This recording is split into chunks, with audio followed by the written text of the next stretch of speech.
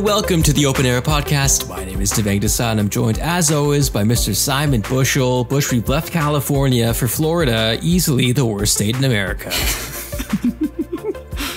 What a way to kick off this week's Open Era. Thank you to all of our fans listening in the state of Florida, the wonderful state of Florida, the Sunshine State, the Orange State. Is that what it's called? I don't know. I get those two mixed up, California and Florida, in terms of their nicknames and everything. But yes, easily could be construed as the worst state politically in America, certainly given all the things that have happened within the last 10 years and who its figureheads are. That being said, Dev, there's a lot of history at the Miami Open itself, its beginnings in Key Biscayne before it arrives here at what is this thing called? The Hard Rock Stadium? What is it That's called? correct, yes. That's right. The Hard Rock Stadium, home of the Miami Dolphins. As if you couldn't tell by the turquoise splashed everywhere. We want to wax poetically about Key Biscayne, but I know there's a whole legal issue and they couldn't secure the funds to actually refurbish the ground, so it forced them to move. And I'm not against them keeping it in Miami, but the stadium within a stadium, it's not for me, Bush. And it led me to think about ranking the combined events that we have in tennis, because I think it's safe to say, I don't know how you feel about this, but Miami is quite low on my list, even though we're about to spend the next several minutes talking about it.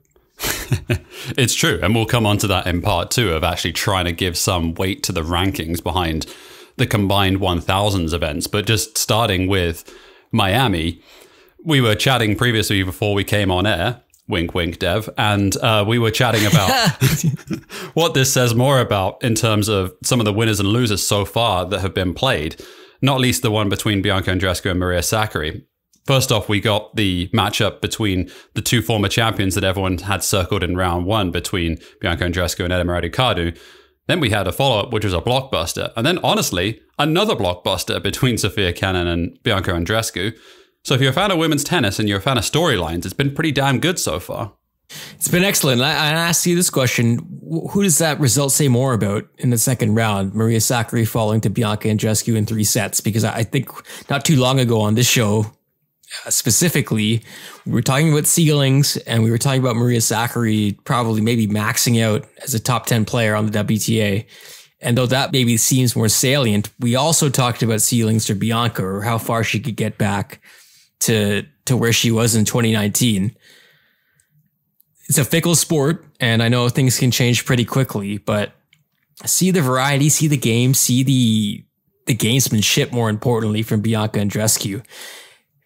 Looks like we're back to a few years ago, Bush, and I know this is a famous game to get too excited too early, but on a hard court with the tools in her tool belt, she's fascinating to watch. I said this on the Open Era Twitter account during the week. She's got to be one of the top 5 entertainers on court between both tours. I don't think that's a big debate. I think she's definitely in there. Yeah, I agree with you. I think that's a good shout. You know, I think if I was looking at Bianca Andreescu, I'm going to make a prediction here, Dev. Oh God, I'm saying this is such a dad joke, and I'm sorry, but I'm going to take a running jump at it anyway. I predict Bianca Andreescu will be a Grand Slam champion and will get inside of the world's top 5. Come on. We can say this. We can say this because it's a podcast, and literally there'll be no checks and balances to this at all. But on a day as we record in which Caroline Garcia got trucked by Sorana Cristea, I don't know what to believe anymore. And that kind of lends to our argument that she has that ability to do it. And I feel kind of stupid for a couple of weeks ago, maybe thinking that we should be okay with top 30, or we should be okay with the fact that maybe she will not reach those same heights as when she did at the US Open. But back in the top 30, and easily one of those players that nobody wants to see on her side of the draw. I know there's a ton of them on the WTA, but Bianca's back, man. I think she's back. She's got the swag. I don't know about the kit. I think we can talk about the kit. Again, there's a lot of turquoise going on, and I feel like it's part of the whole spiel being in Miami, but the vibe is back, and some of the reactions on these points, I think the crowd is also realizing that this player won a damn slam, was also just destroying people not too long ago. And it reminded me of that, watching her battle against Sakkari, especially after dropping the first set. Yeah, the crowd of literally tens were going wild in the stands. That's a Friday in Miami. I guess a Friday in the daytime in Miami. So I mean, yeah, I guess. There are literally hundreds of us here to see the world's best gathered around the Miami Open. On Andreescu, we touched on it a few weeks ago, did we not, about her finding a level of mental stability and I guess overall just a sense of happiness and just really like health across the board, both physical and mental health, which I think is so important to a player like that. And these results are testament to that. It has been coming all year. She's looked pretty good. So it's not really a surprise. I guess the real question, just to sort of round out on the Andreescu topic, is just how much further can this go? Is that still a sort of a blip? Blip is the wrong word. Is that an outlier, what happened in terms of her winning that Grand Slam? Or is it a level that she can find a way back to again consistently? I personally still think there are technical issues which are preventing that. But if this is a player who gets back to some level of overall stability, sky's the limit, right? She's definitely going to be a top 10 player again. I'm just looking at who she had lost to since Australian, since losing to Buxa, who I think we all agreed was a bit of a surprise and a bit of a letdown. She's lost to Tarasenko, Putintseva, Rybakina, Swiatek. 4 of those players who are relatively in form. I think the Putintseva match, you can argue, is probably maybe the most upsetting of those results, but it's a great sign. And I think, again, the idea of Sofia Kenin coming back and being a force on the tour in 2023, all of this is great. I mean, I've done this myself too many times, so I've been quick to bury people or bury their chances in terms of coming back and stealing the limelight away from the new big 3 that we've crowned. But with Iga not being in Miami and being injured, there's some room here. There's some room for the other people. And I feel like Kenin and Andreescu is a perfect matchup of people who were written off really quickly for reasons that I think we could see. Tennis is unlike many other sports, I think, in this regard, Bush. Like we're quick to maybe say that this is it for them when only we see that's not the case. It's true. Is Kenin finally getting over the anti-bump? Let's call it a roadblock that hit her when she left Fila. Is that... Exactly. Does it coincide perfectly in timelines? I think it does, right? It does get into your head, leaving the best tennis brand in the world. It's got to affect your game, has it not, Dev? As a Fila head, I must agree. I want to turn to the men's side as well, Bush. Early days in Miami, of course, and we're very, I don't know what the word is, but we're too, I was going to say nascent, but I'm not even sure that's right. But I did want to highlight Denis Shapovalov and his time in Miami, or what is going to be the expectations. I watched the Pela match, went to 3 sets, definitely should not have gone there, but I'm not ready to say Denis is in a make or break year, but I'm truly fascinated to see on the court what he can do. We would have really impressed what he could do off the court with that Players Tribune article, but I feel like this is a really big year for him on the court, and where he's at in the rankings, these big matches start earlier and earlier in the bigger tournaments, and you're going to get a Taylor Fritz match in the 3rd round. I feel like that's going to be pretty commonplace until we get to another slam. Where is he going to be? What level is he going to be at? Because we've seen him produce exceptional stuff before against his peers in the rankings, but this is not a match he's supposed to win. I wonder if that frees him. Yeah, I think so. If you want to take a look or circle something which has been a worrying trend for Shapo, the dude has been trash on serve for quite a long time now. Like and it showed itself up against Payer as well. He was under 50% serving. And I think if you look at his statistics, it's been down every single year since he reached the top 10, which is a worrying trajectory of him just overall. And he needs that serve to work. He needs it as a first strike player, and he needs it as a player who is trying to impose his will on his opponents. I don't know, man. Like that is a big problem for him trying to get back on track here. And unless that changes and unless that turns around, I could see another very disappointing year for him. We'll see. Yeah, I mean, I feel like the Bianca example is it's a good reason to maybe relax our extreme takes, but Bianca also has a better track record than Denis, which sounds also kind of strange to say because Bianca's not been around that often the last few years and Denis has, but we've seen maybe the max of Denis's abilities and we've seen the max of Bianca's, and they're not on the same level at this point. So maybe it's fair to trust that Bianca can reach that pinnacle again, whereas for Denis, it is still that wait and see moment. But I'm really looking forward to that Fritz match. We'll see how that plays out. Has anything else caught your eye in the early days, Bush in Miami? I know we've got plenty of room to go, but Carlos Alcaraz bageling Bagnes, I thought was a fitting beginning for him in the round of 64. Also, our man Botic beating Popperin in 3 sets was a fun match. I'll tell you what, you're really getting into the depths of people's desire to be involved in tennis. Like the real heads are in this one, are they not? Like going the Miami Open first week, chatting about Botic van der Zanderschloop. It's quite spectacular. I think Charlie looked fantastic. He looked like he did. There was no issues at all in making the transition between the two services. I think court speed's an interesting one here as well, right? It looks a little quicker than Indian Wells, just slightly, I guess, across the board. So that's kind of interesting to keep an eye on through next week when we get to the latter stages of this tournament. I think Alcaraz is going to win this tournament. I really do. Unless he hits a wall and is not feeling great physically, he looks so dominant that I could easily see him hoovering up the sunshine double here. It looks very possible. And I mean, I think he's a betting favorite as well. That makes a lot of sense. Obviously, there's some people missing here, but cementing his claim once again to the top of the ATP Tour.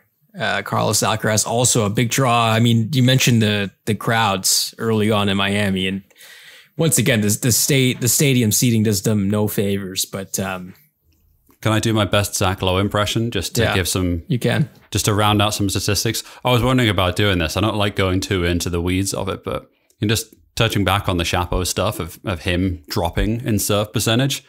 His 2023 season is at 55% first serve in. And his first serve percentage that he's winning on those points is 74% versus like he had career highs when he got inside of the world's top 10 when he was hitting almost 80% of first serves won and his first serve percentage was above 60. So like these are massive drop-offs. This is like a significant sample size to show that there's some real issues going on serve. Super bad. I do want to touch on the kits briefly, Bush. In the Discord, we've been seeing a lot of turquoise, a lot of people commenting on the amount of blue in tennis, which is probably too much. I don't know if you've seen these new Nike kits that they're busting out, which I just don't even know what to say about them. They look terrible. I'm assuming this is a joke, but I feel like we are in a bad spot kit-wise. This is probably the lowest we have been as a society. Well, you know what they say about fashion, right? Unless someone's got an opinion on it, he's not doing it correctly or something like that. I don't know. It was fine. It's not fine. I don't really like it, but whatever. I'm not the target audience for this, perhaps. Also true. Also, yeah, we're not with it at all. We're not with it at all. Shall we go to break and then return, Bush, with our rankings? Let's do it. We'll talk that. We'll also talk some sponsorship deals. Iga, Ben Shelton making major moves. All of that after the break on Open Era.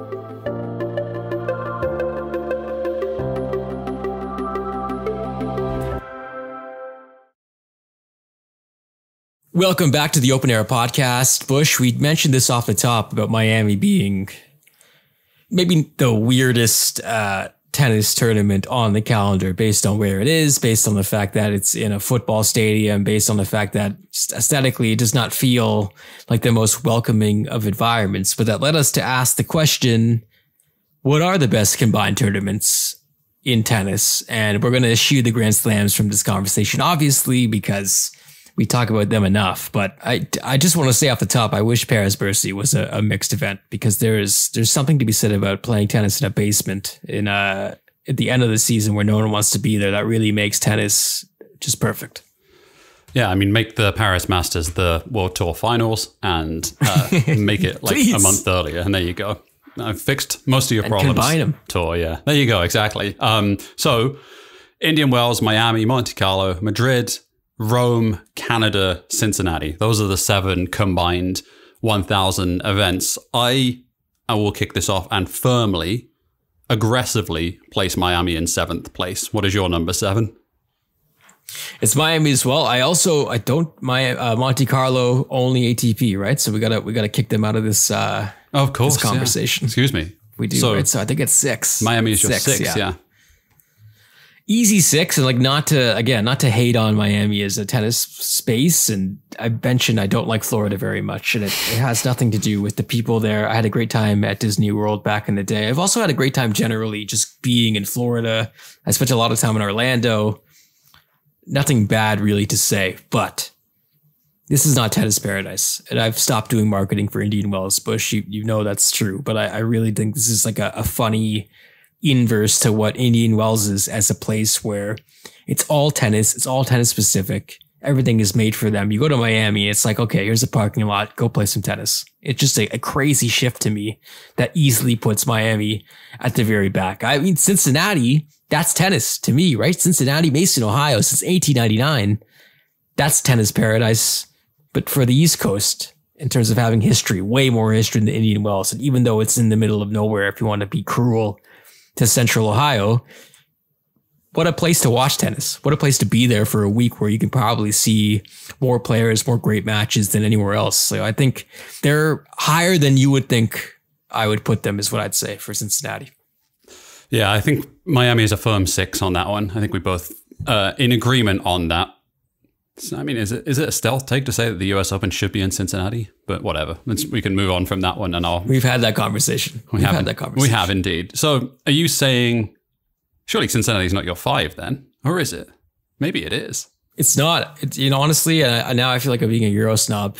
And I was about to put Indian Wells there, but I'll put Madrid there. I've been to the Madrid Open and I've had a good time there. But it does feel a bit more... How do I put this? I mean, the blue clay aside and the forays into randomness and their tournament director being a bit of a terrible person. Let's just say that. A bit of a terrible person. Okay. A bit of a terrible person. Maybe he's a very terrible. I should have been more hard on that. But all of those things combined, and also the ticket prices as well, I'm going to put Madrid right after Miami. Yeah, I think that's where I netted out as well. I think it fits into the 5 slot as well. There's a number of aspects to it which are not the most enjoyable. I think it just feels like a bit of a, it's not my favorite clay court tournament of the season, even though I really enjoy it. I think it's difficult at this point because the other ones on the list are really good tournaments, like just genuinely really fun, interesting spaces to watch. It was between Cincinnati and Madrid for me in terms of personal rankings and watching. So yeah, I'll put Madrid at 5.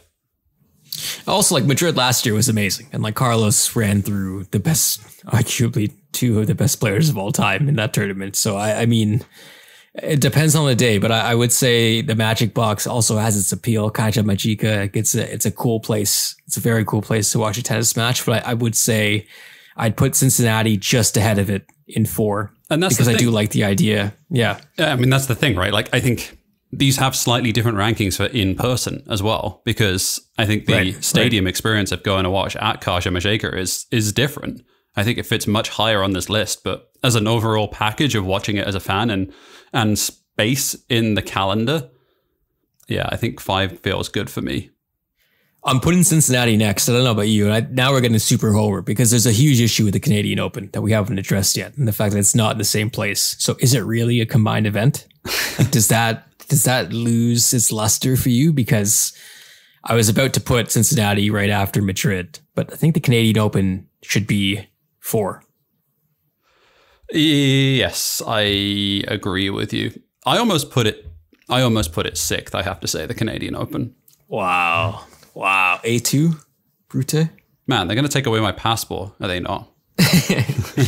I was telling you this off air, Bush, but like the idea that if you're a TV viewer, it's excellent because there's tennis all throughout the day and they've done a better job staggering the matches and now you're not getting these clashes so much. So it does get that Grand Slam feel. But if you're on the ground, it does not feel that way. And it's fragmented and they have TV screens, obviously, in which you can watch what's going on in Toronto or Montreal, respectively, if you're not there. But it does not carry the same feel. And I have not been to the Montreal grounds, but in Toronto, it does not feel the same to me as some of these other joint events. I don't think it does either. I feel like I need to revisit everything now that I've said all this stuff because it's starting to talk it out. I feel like less and less convinced about the list that I've started to create in my head. It's kind of a funny one of those things that you start arguing against yourself by the end of a point. Welcome back to university. Jesus. Anyway, so yeah, let's stick with it. I'm going to have the Canadian Open at number 4. Interesting. And now a caveat, as there are far more than the Masters that are combined. Like there are a lot of other events that do hold men's and women's tournaments together at the same time. They do it in Brisbane. They do it in Mexico. They do it in Netherlands. Eastbourne, right? Bush is a combined event, but we'll keep it to the top events. Jesus. So that being said, dream is collapsing here, Dev. We need Hans Zimmer playing over the top of us. The segment's falling apart. Quick. It is. Keep going. Keep going. We're down to now a bunch of European stuff. And Indian Wells. And Indian Wells. Okay, well, I'll finish it off, right? Yeah. I'll do Cincinnati 3. I will do Rome 2, and I'll put Indian Wells 1. How about that? I think that works. You put Indian Wells 1, you said. Yeah. I like this position in the calendar year. I think March just like it's the first real kind of big combined event back after Australia. It feels like the start of spring, and I think I'm approaching this with slightly North American lens on it as well, of just being able to kickstart the new season. So it has that personal touch to it. And again, these are personal rankings, right? I think there's some very different things if you're starting to rank these objectively for a bunch of other vectors. But for me, yeah, I really like the Indian Wells tournament, and I'm happy to put it at the top here. I'm with you. I will say Rome, though. Rome is number 1 for me. I think it's also because this is a bucket list thing where I want to go watch tennis there because it seems absolutely wonderful, especially with the crowds as well. Not to say I don't want to go to Indian Wells, but there is, I guess, that Euro sheen that I'm buying into, Bush, where I'm like, you know what? Yeah, I think Rome is number 1 for me.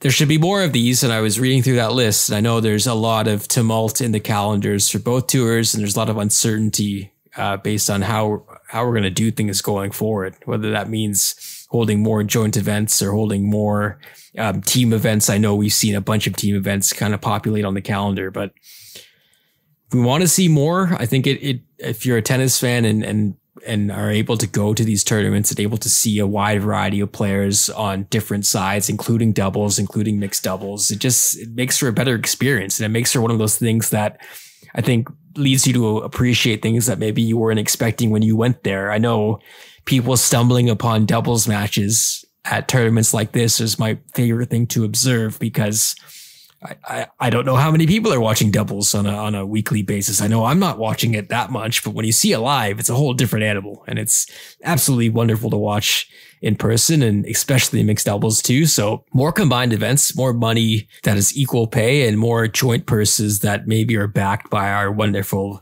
benefactors in the tennis world, who have billions of dollars and are just siphoning them away in weird ways without actually consolidating things into one place.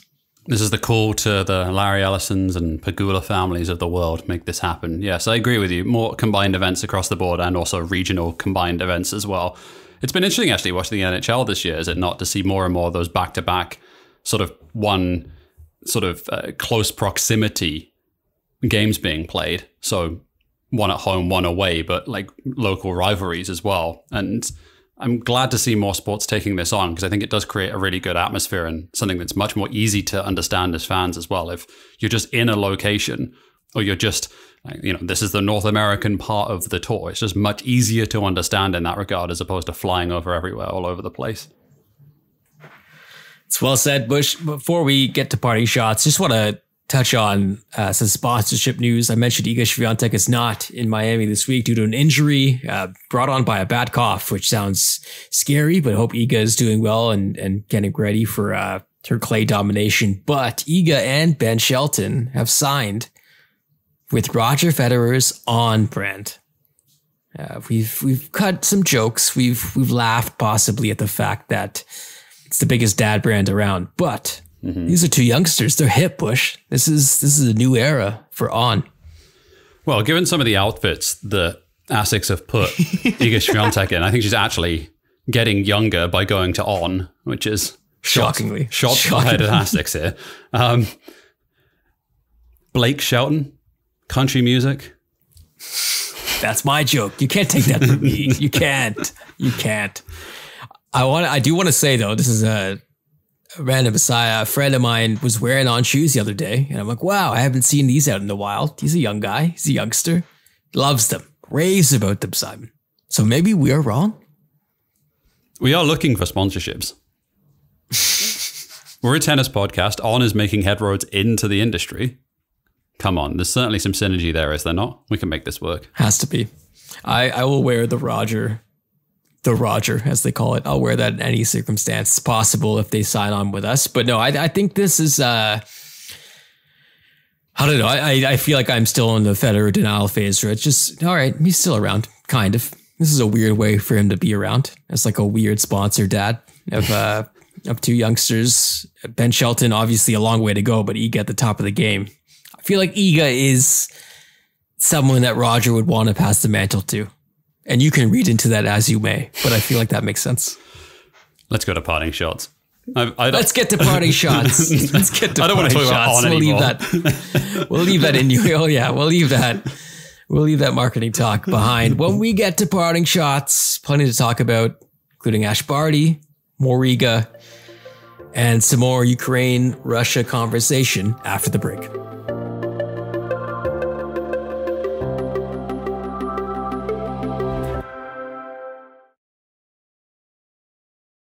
Welcome back to the Open Air Podcast. It's time for parting shots. As always, Devang, let me ask you a question to kick this segment off.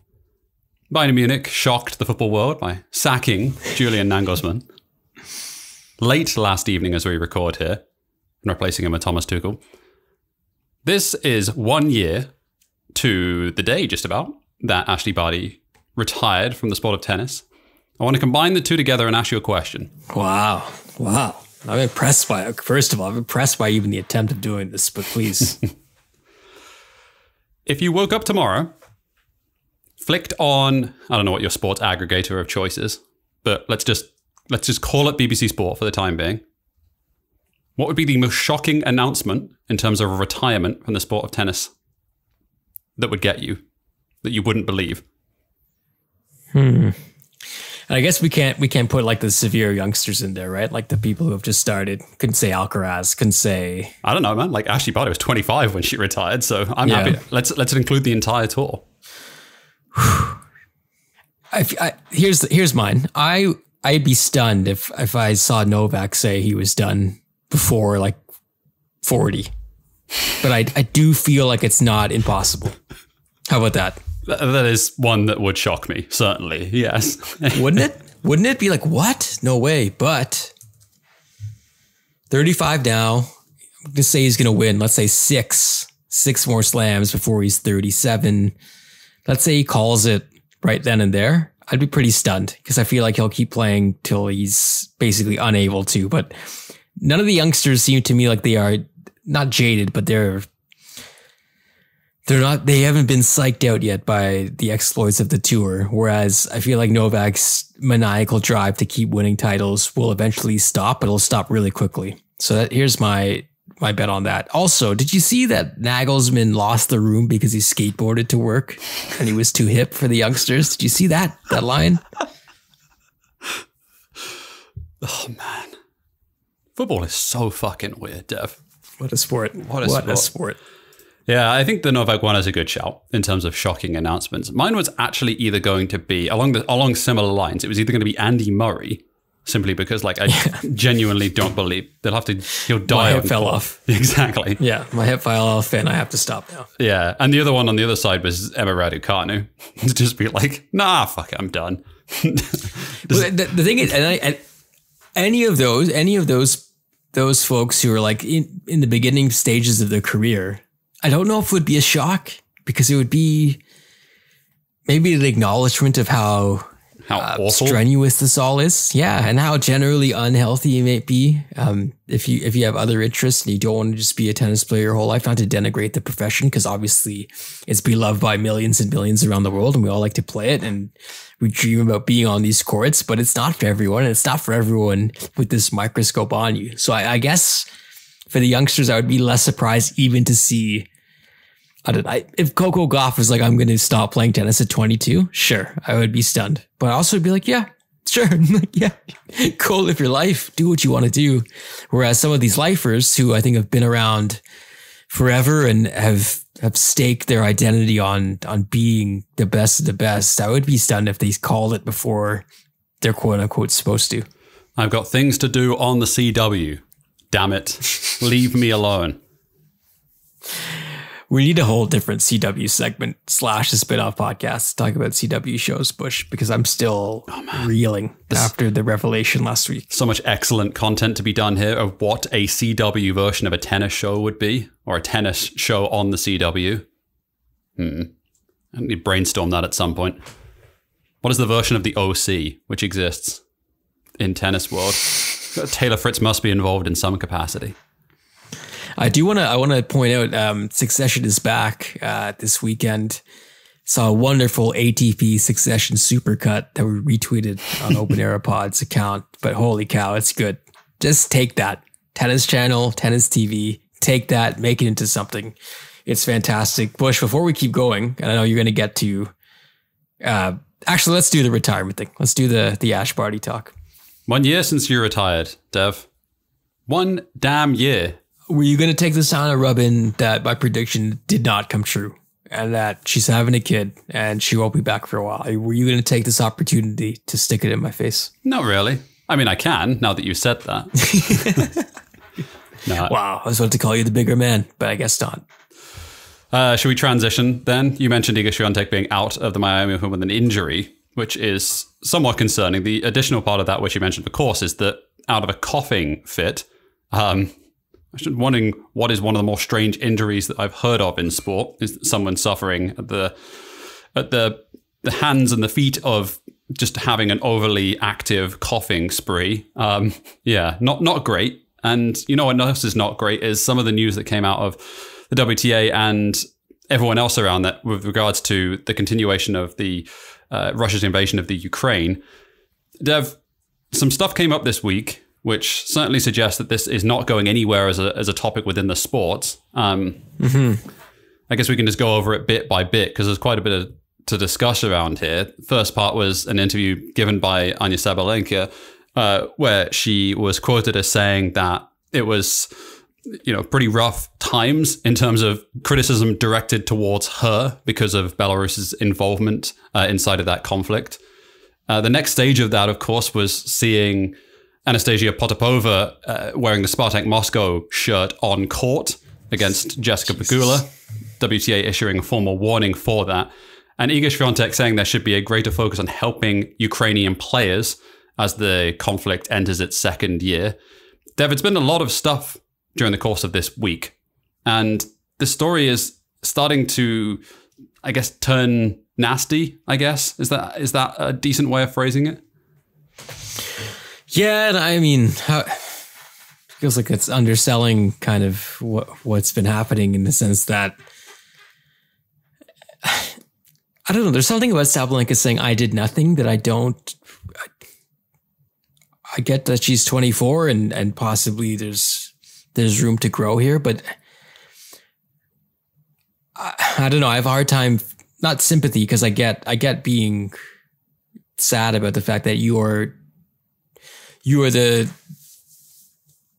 face, kind of, right? You're the face of your country, for better or for worse. And you're the face of your country, a country who's aiding and abetting the invasion of Ukraine. Like, I don't know what she's supposed to do to maybe eschew that, but also to say I did nothing, I kind of think is losing the plot a bit, and maybe not recognizing that the reason that there's so much hate in the locker room is because her peers have been directly affected by this. I think the people on Instagram and the crazies and the bullies and the monsters out there directing hate are a different story than someone like Turquoise who's there with family involved or families affected, or Tarasenko who's withdrawing from a match against Sabalenka because she doesn't want to deal with it. Like, I can only imagine what it was going through their minds. So I think to say I did nothing it's A, hard on your sleeve, but B, kind of missing the point. The Spartak Moscow thing, like Potapova was saying, like her dad's a big fan and her dad helped build the stadium and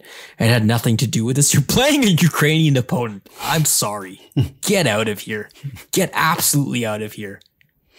It's the bare minimum, you know? Like it's the absolute bare minimum. And they're not meeting that at all. And I think that says something about the player. I haven't agreed possibly at all times with Kostyuk's line of questioning towards all of her peers, because I think maybe she's not asking too much, but I don't know if the WTA should be handling this more on the regular than the actual players on the tour. But I think Potapova's maybe disregard for the actual circumstances says a lot more, and the fact that they weren't friends at all does seem kind of charged and pointed in a way that just seems malicious and sad.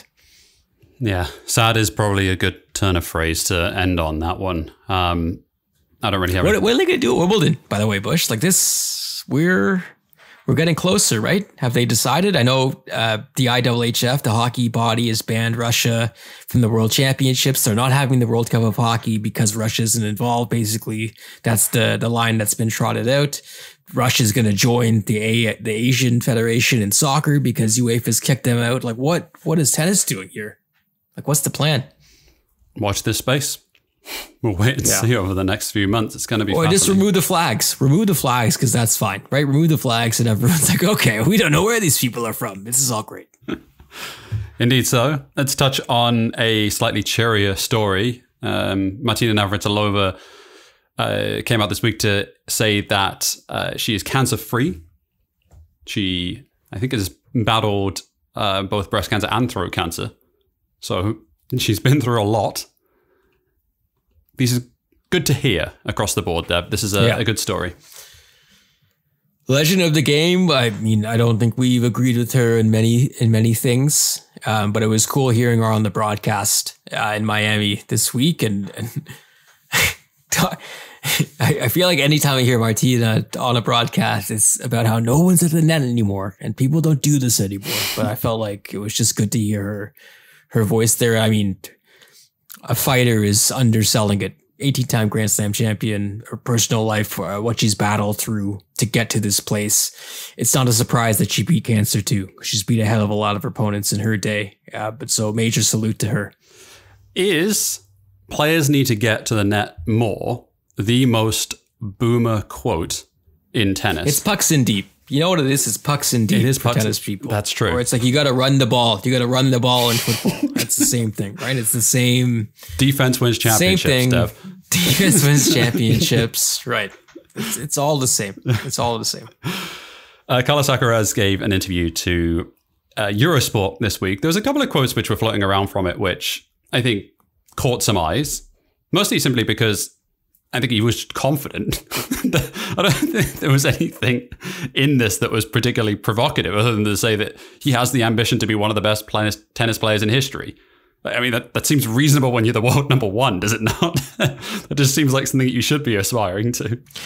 It seems kind of bizarre people would be perturbed by this, considering he already has a slam and he's a teenager. Someone who hasn't, I mean, a teenager hasn't done that since literally Rafa Nadal. So it's like, yeah, I think you can be in that conversation. It is, once again, this is weird protection of tennis records and like the tennis goats and like the idea like you can't be there until you're there. And like, how dare you speak of this without actually actualizing it and be at the top of the sport for 20 years. Like he's not able to do that because he's not able to fast forward time and he's not a magician or a wizard. So we just have to enjoy the fact that he is this confident right now.